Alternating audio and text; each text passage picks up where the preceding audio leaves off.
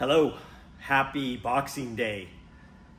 Today is the best Boxing Day of my life because after 2 weeks of fighting my OmTech autofocus 4360 laser engraver, I finally got it working again.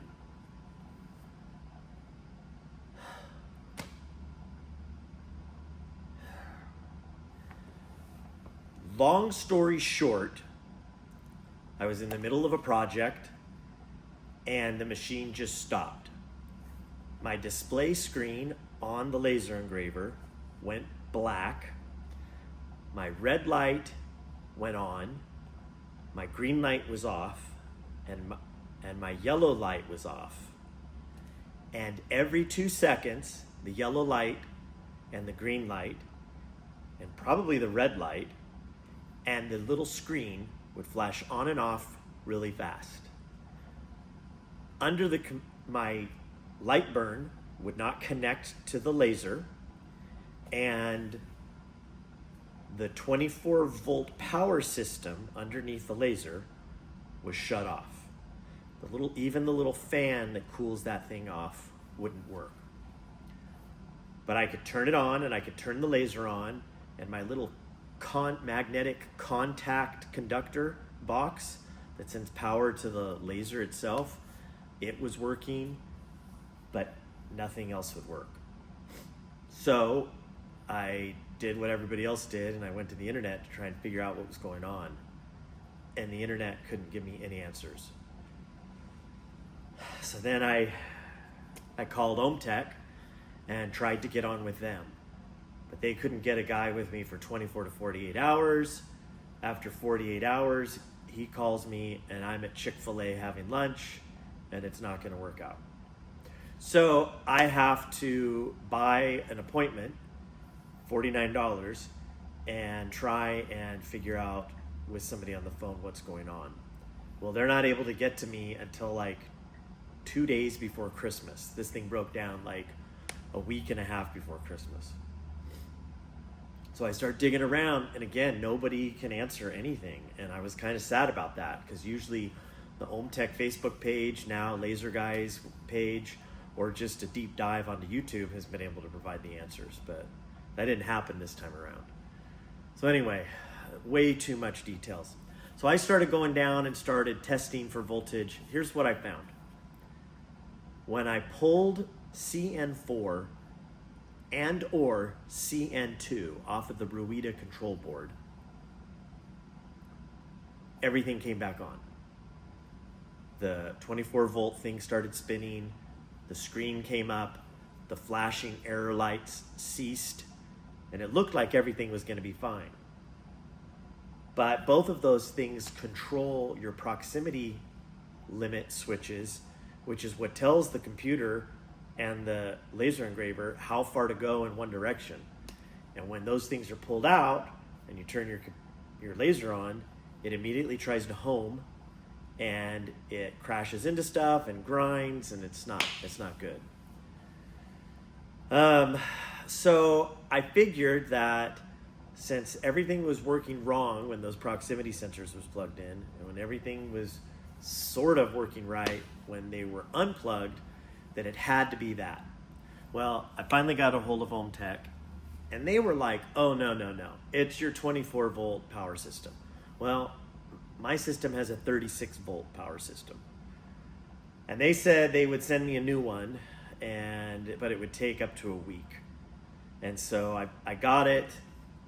I think I got it on the 20th.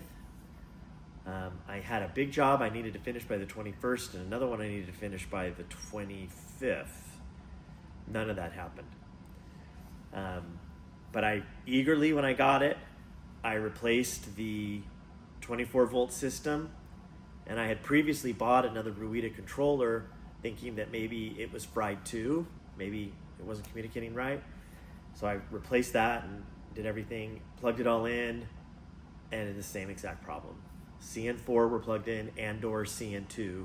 So you could take out CN2 and it worked, you could take out CN4 and it worked, minus the proximity sensors. So they had also sent me another Ruida control board with that 36 volt system, And honestly, I wish I knew why it was so hard to get a 36 volt system on Amazon. Like it's got like 3 36 volt docks, 2 24 volt docks, and a 5 volt dock. And you just can't find that unless OmTech sent it to you. So that was kind of a bummer. Anyway, in the process, I put all 3 Ruida controllers in, uploaded my backed up files. Remember to back up your files every once in a while. It's not that big of a deal, and it saves you from having to re-upload all the settings to be able to do the air compressor and the air assist. Anyway, so at this point, I'm realizing it's got to be the proximity sensors. So I went on to Amazon and I found the correct, I think it's like OmTech PL05N.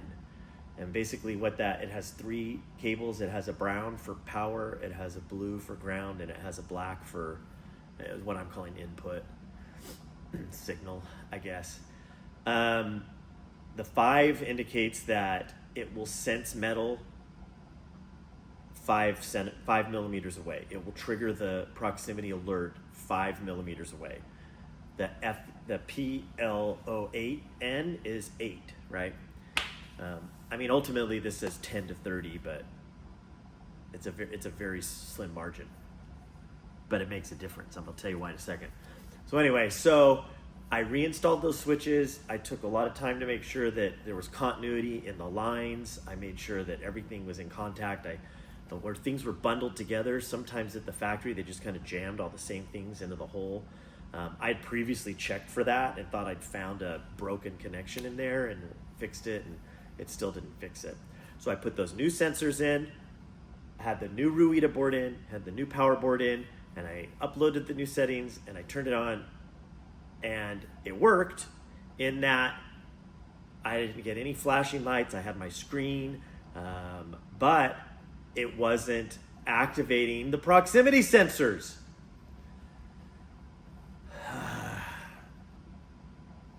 So I spent 2 hours trying to make sure that the proximity sensors were working right. And all you have to do is hook up a 9 volt battery to the brown and to the blue. So the positive goes to the brown and the negative goes to the blue. And then you take any kind of a piece of metal and you put it on top of these sensors. And if that little light goes on, it means your sensor's good. So I tested those, and in the machine, they were working. They were getting 24 volt power. They were indicating whenever I touched the screwdriver on it, but whenever I moved the gimbal over the sensors, the gimbal wasn't stopping and the sensor wasn't lighting up. So I thought, well, maybe I have 2 bad sensors still, or I don't know. So I pulled another one out just to test it to make sure everything was going okay. And then I set it next to the other one. Like I lined it up right next to the other one. And just to make sure there was like metal on the bottom of the gimbal, like maybe the piece of metal had fallen off that triggers the proximity sensor. And no, that wasn't it. So long story short, I don't even think the proximity sensors on the original system had gone bad. I think what happened is just over time and moving and shaking, they had just tipped over a little bit or they had dropped. Because when I installed these 2 new proximity sensors, I installed them, honest to goodness, 2 millimeters too low. There's a little bit of a slot in each proximity sensor, and I installed them 2 millimeters too low. So I turned everything off, loosened them up, pushed it up as far as I could, and then retightened it. Did it to both the X and the Y. So X is the one that moves left and right. Y moves forward and back. I should have mentioned that earlier. And guess what? Boom, it worked. So it wasn't the 24 volt system. It wasn't the Ruida control board. It wasn't any of the connections. It may not have even been the proximity sensors, proximity limit switches. It probably was just the fact that mechanically that they had just wiggled down. So the first thing you're gonna do next time is you're gonna check that. So I'll make a short that kind of puts this all up together, but I wanted you to have the whole story so that you could see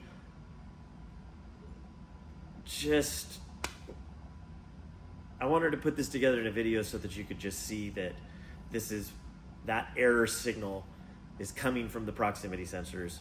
It's probably not your power, even though when your board is receiving that, it's shutting down your power, which is probably a good thing.